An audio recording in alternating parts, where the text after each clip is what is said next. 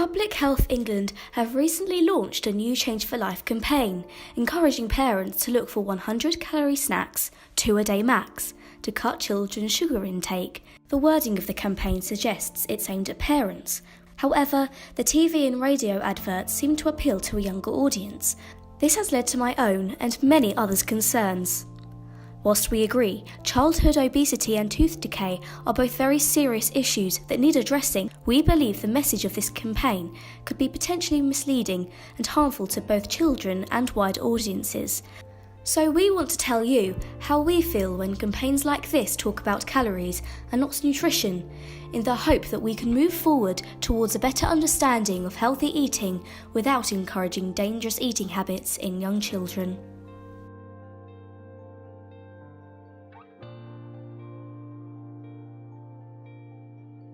It's not wrong that we are acting on the obesity crisis. And it's not wrong that we are beginning to educate others in the effects of excessive amounts of sugar. I am all for campaigns that encourage healthy living, healthy lifestyle, healthy eating, the whole shebang. And I think that for most people, this is really, really good for their mental well-being. However, the Change for Life campaign, whilst it does support those healthy messages, there are certain factors to it that I think are negative. I think they're dangerous. The young man who I look after, I collected him from school last week and he was telling me that cakes are bad, crisps are bad, chips are bad and apples are good. And for someone who's autistic, the idea that for the rest of his life now he may feel like every time he eats chips or cake he's doing something bad, that's terrifying. My daughter has suffered from anorexia for a number of years now, and she mentioned to me at the weekend, completely unprompted, how devastating it was to start hearing commercials talking to children about restricting their intake and starting to calorie count. Having experienced the pain and darkness of anorexia nervosa from a young age, I know firsthand just how dangerous television adverts and campaigns such as this can be. So I was watching it, I got to the end and I turned it off and I suddenly started crying. I was imagining how easy it would have been for 5-year-old me or 8-year-old me or 10-year-old me to have gotten it stuck in her head that easily as well. How many more kids are there who have seen this advert out there at this moment who are now caught in the calories as well? And how many of those kids are also predisposed to eating disorders just like I was? Young children should just be enjoying their childhood and enjoying their food, and although they should be learning about the importance of a balanced diet and they should be learning about nutrition, I just don't think they should have to be counting calories and reading the back of packets. I just don't think that that's healthy. My daughter was very, very fearful of any calories, so shopping with her was a nightmare because every item, with every item we had to trawl through all the nutritional data. By suggesting that we only have 2 100-calorie snacks per day, I feel it creates a sort of safe boundary in which it's okay. So, brilliant, I've only had my 200-calorie snacks today, I'm fine, I've done the right thing. However, imagine your child sitting in the evening thinking, I'm really hungry, but I can't have anything else to eat because I've already had 100 calories twice today. That's terrifying to me. What this can do is lead children to grow up thinking that restricting their diets and counting calories is a normal way of life. Every car is a different size and requires a different fuel and has a different miles per gallon usage. Like every child will have a slightly different metabolic rate. So to give a car a set volume of fuel and then expect it to last as long as all other cars is ridiculous. I understand we have an obesity crisis and that is why they've chose to do this, but at the same time this doesn't apply to all kids.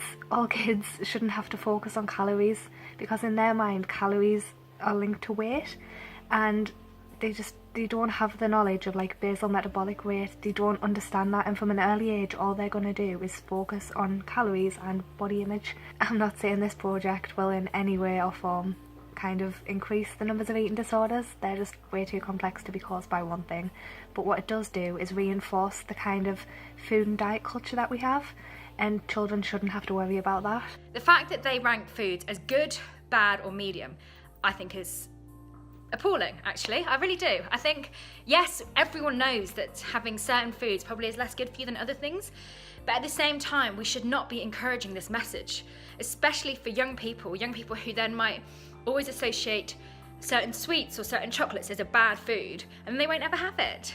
People need to be more relaxed. People need to feel that they can live that healthy lifestyle without being judged whether they're eating good, medium or bad. This is how many eating disorders can start out.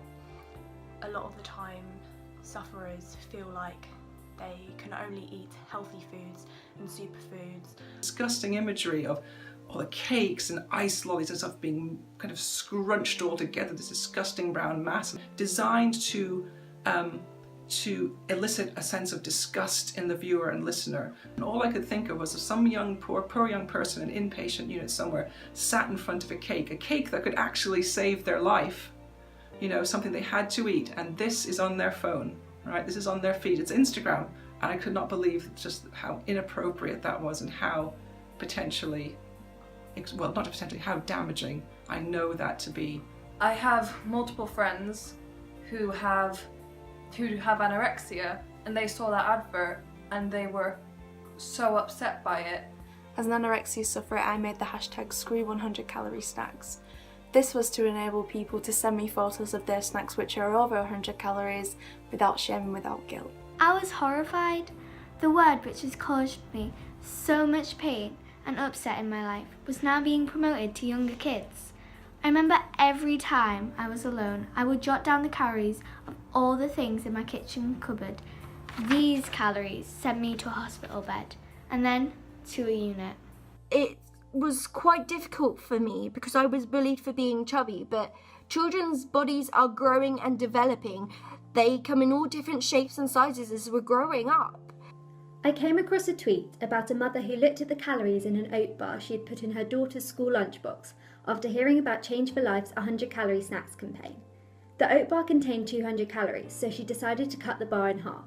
This could condition the child into thinking that any more than half of a cereal bar is too much or is unhealthy. I think media plays such a big part in kind of eating disorders and the thoughts and the perceptions that people have on food and themselves, that Change for Life, with such a big platform, could really do some positive.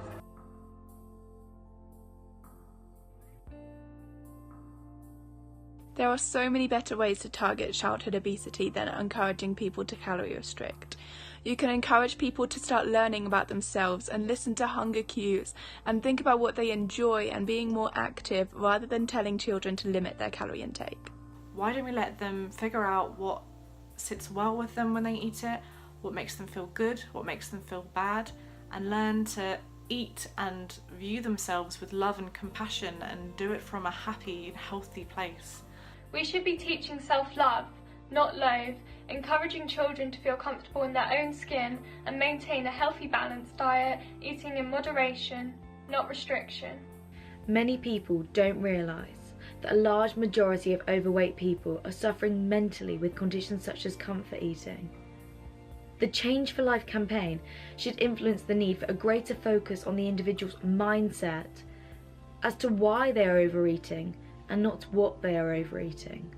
They're trying to tackle one issue, fine, but they also need to think about what impact they could be having on other people with another crisis that we have. Children take things very literally and they form beliefs that they will follow for the rest of their lives. We need to be careful about what ground we're treading on. It is hugely irresponsible to create a campaign that's supposed to be about bettering children's health while completely ignoring how damaging it might be to certain children's mental health, because mental health is health too. So please, Change for Life, change this campaign.